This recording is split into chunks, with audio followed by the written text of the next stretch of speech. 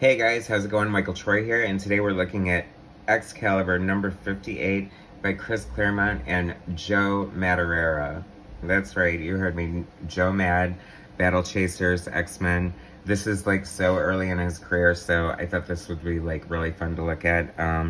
He's probably still in high school at that point. At this point, this is definitely before he was drawing the X-Men. They liked him in the Marvel offices, so they threw him some like pinups and like Marvel Comics Presents short stories and stuff. I mean, when you're in high school, how exciting would that be? I would have killed to have like my first professional job at Marvel Comics when I was in high school. So we know how amazing his work is. I don't know if a lot of people credit him for sort of bringing the I don't think he absolutely, I should not say because people are going to jump all over me. He did not bring the manga influence to American comics, but he definitely popularized it. I mean, you're the artist on the X-Men, so suddenly everybody's wanting to do this manga style, and I've loved it. I definitely love cartoony styles. I love all kinds of styles, from Alex Ross's photorealism to, you know, anything cartoony, to somebody like Alan Davis, who, like, I feel like he walks the line between sort of cartoony and realistic. But how gross is this? It has a video game ad on the cover, and yuck. So it's funny, this cover is Excalibur. I love Excalibur. I think 58, so I know Alan Davis came back with 42, so I don't know if he's completely gone or what's happening here, but I'm just covering this because we're going to look at the Joe Matt art. And he was heavily influenced by Art Adams, so I'm wondering if we'll see some of that. And, I mean, you can tell he's definitely, you know, a rookie, and there's a lot of rough sort of anatomy and just, like, layouts and stuff like that. But, I mean, so much potential. And that's what's the fun thing about Marvel and comics in general. I think kind of DC, too, is that a lot of artists, you know, were hired based on their potential, and they were allowed to hone their craft. I mean, nothing could improve your art better than drawing a monthly comic book, because I mean, I think just sitting there drawing day after day, hour after hour, you know, completing 22 full pages plus a cover every month, that if that doesn't improve your skills, you're definitely in the wrong profession. It's a hard thing to maintain for sure, but I definitely think it's trial by fire. So Stan Lee presents Excalibur, created by Chris Claremont and Alan Davis, plotted by Alan Davis, scripted by Scott Lobdell. Okay, so actually Chris Claremont has nothing to do with this production except for the creation of the characters.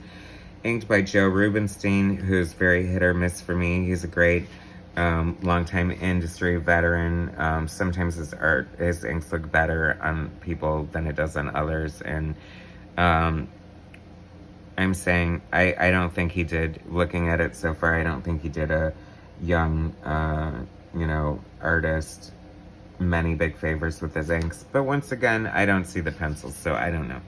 But he did pages 1 through 19, and then we have Hector Collazo, who I've never heard of, on 20 through 22. It's funny when you come into names like that, and, you know, I'm sure so many people just, like, had, like, very short careers, and, you know, it's funny because it's like you have your favorite comic book artist, and a lot of people just disappear. A lot of people get into commercial art, go work for Disney, or do like storyboards or something like that.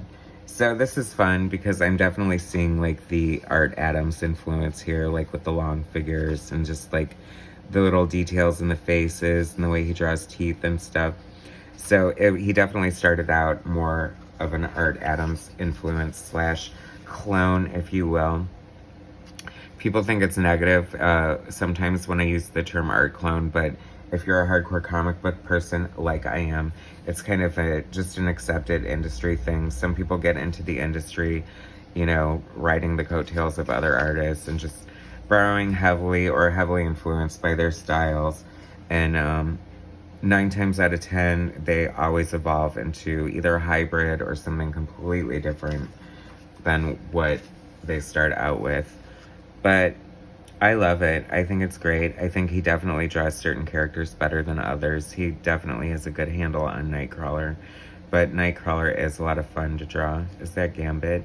Gambit was like white hot for like ever, and I don't know like what happened to Gambit. I think him and Rogue got married. I don't know. I'm so out of the loop on like the X-Men deal. Like it just turns my stomach when I see things like the X-Men Met Gala. Like, I'm like, really?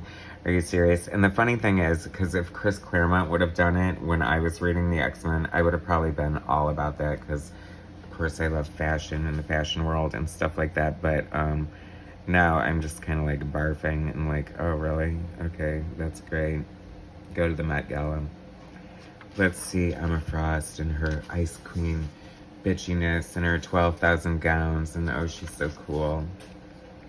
I love Emma Frost, don't get me wrong, but I just feel like turning her into, you know, Miranda Priestley from The Devil Wears Prada, just, I don't know, is that appealing anymore? It's so funny, these characters are definitely, like I said, this art is pretty rough, but it's still fun at the same time. And I think that, you know, shows what Joe Mad would become. Can you imagine? I mean, just picture a Joe Mad Wolverine in your head, and this is so far from that, but he was on his way, baby. So, oh yeah, that's definitely Rogue's 90s costume. Psylocke, I love it. She's so popular. Yeah, she's just an Electro ripoff for the love of Pete, so of course people are gonna love that. I mean, people love Electro, right? Psylocke by Jim Lee is probably the best, though. I mean, that version anyway. Like, the British version is best by Alan Davis, but, you know, what are you gonna do?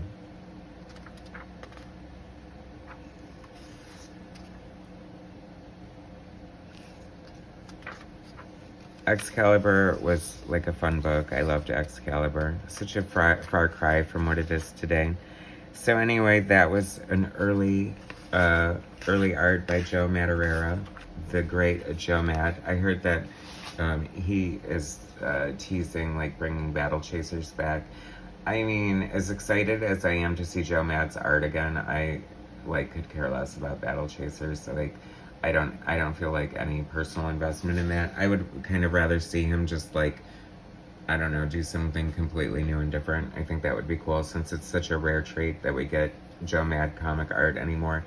He's like off designing video games, and good for him in the video game industry. But as you can see here, Joe Maduriera, either right out of high school or still in high school, drawing Excalibur, and it looks pretty freaking cool. Anyway, thanks so much for watching. Please subscribe to my channel, hit like, share my content, and I'll bring you some more later. All right, thanks guys.